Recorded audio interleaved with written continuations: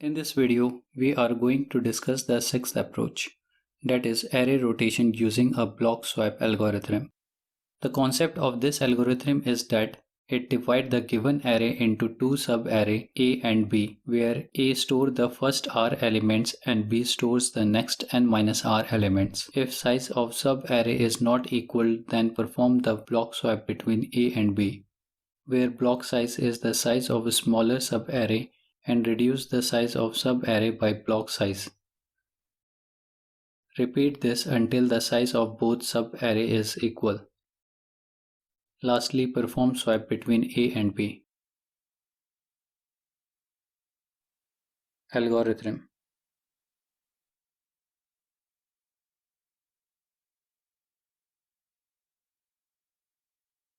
Start the execution of the program. Declare an initialize variable A and B with the number of first R elements and the number of n-R elements, where n is the given array length and R is rotation count. By doing so, we can assume the given array is divided into two sub-arrays, that is A and B. Repeat these steps until the size of both sub-array is equal. If A is less than B, then repeat these steps. That is, divide B into two sub-array B left and B right such that B right is of same length as A. Shift elements of A and B right. Now elements at B right is at its final position, reducing the length of B by A length. If B is less than A, then repeat these steps. That is, divide A into two sub-array A left and A right such that A left is of same length as B. Shift elements of A left and B. Now elements of A left is at its final position, reducing the length of A by B length. Lastly, perform block swap between A and B. Stop the execution of the program.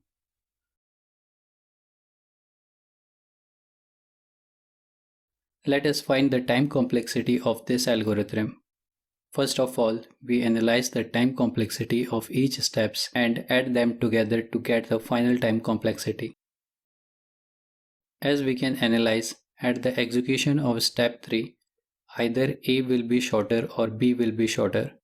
Therefore, either statement of step 3.1 or 3.2 runs, and we can see both have the same time complexity. So considering the one steps complexity, that is 3.1 for the calculation of time complexity. Let's combine this individual step of time complexity together to find the algorithm time complexity. Here k is always less than or equal to n. Therefore, we can take k as n in the worst case and drop the constant 6. This big O of n is the time complexity of this algorithm. Let us find the auxiliary space of this algorithm. As we can see, the A, B, AL, AR, BL, BR are the only auxiliary variable having fixed space at any given execution time. That is, the space will not get changed with the increase in the inputs. Therefore, auxiliary space is the constant which is represented as big O of 1. This is how the time complexity and auxiliary space of the block swap algorithm approach is calculated. Example. Let an array is 1, 2, 3, 4, 5, and we have to rotate this array by 2 positions towards the left direction. Let's divide the array into two sub-array A and B, where A is first R elements where R is equal to 2, and B is the remaining n-R elements where n-R is 5 minus 2 equals to 3. Now check if the size of the sub-array is equal or not. As we can see, the size of A and B is not equal, but A is smaller than B. Therefore, divide B into BL and BR such that BR is of the same length as A. Here BL is B's left block and BR is B's right block. Swap elements of A and BR.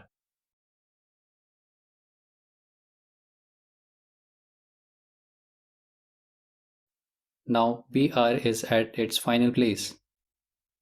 Now reduce the size of B by A length, that is BL will become B. Again check if the size of the subarray is equal or not. As we can see, the size of A and B is not equal, but B is smaller than A. Therefore, divide A into BL and AR such that AL is of the same length as B. Here AL is A's left block, AR is R's right block. Swap element of B and AL. Now AL is at its final place. Now reduce the size of A by B length, that is AR will become A. Again check if the size of the subarray is equal or not. As we can see, finally the size of A and B is equal. Therefore swap A and B. Now A and B is at its final place. As we can see, the array is rotated by 2 positions towards the left direction. Let's look at the implementation of this algorithm for left rotation of an array. The main idea behind this algorithm is to divide the given array into two subarrays A and B, then based upon the size of these subarrays, perform the block swap between A and B. The term block refers to the elements of an array which are in sequence. Therefore, the block swap means swapping the elements which are in sequence at a time, and this block never overlap each other while swapping. There are two types of implementation of this algorithm. First one is iterative and the second one is recursive. So the iterative implementation of this algorithm would be, this is the array on which we have to perform the array rotation towards left.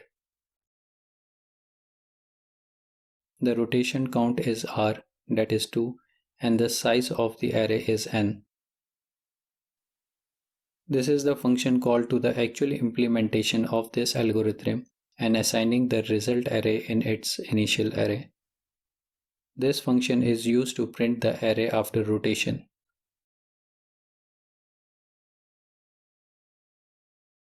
This for loop prints each array's element one by one.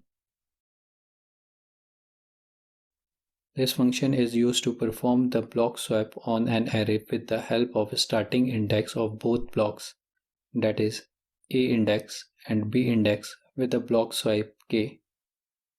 Now let's look at the actual implementation for left rotation. This is used to handle if the rotation count is greater than or equal to the array length such that it speeds up the rotation. This if condition check if the rotation count is equal to 0 or equal to the size of the given array. If it is true, then it means there is no need to perform the array rotation and consider as it already rotated. Assume that we are dividing the given array into two subarray A and B by initializing variable A with R value and B with n-r value. This while loop iterate until the size of A is equal to the size of B subarray. If size of A subarray is less than the size of B subarray, then perform the swap and reduce the size of B by A size. If the size of B subarray is less than the size of A subarray, then perform the swap and reduce the size of A by B size. Finally, perform the last block swap. I hope you understand the logic behind this algorithm. Thank you for watching.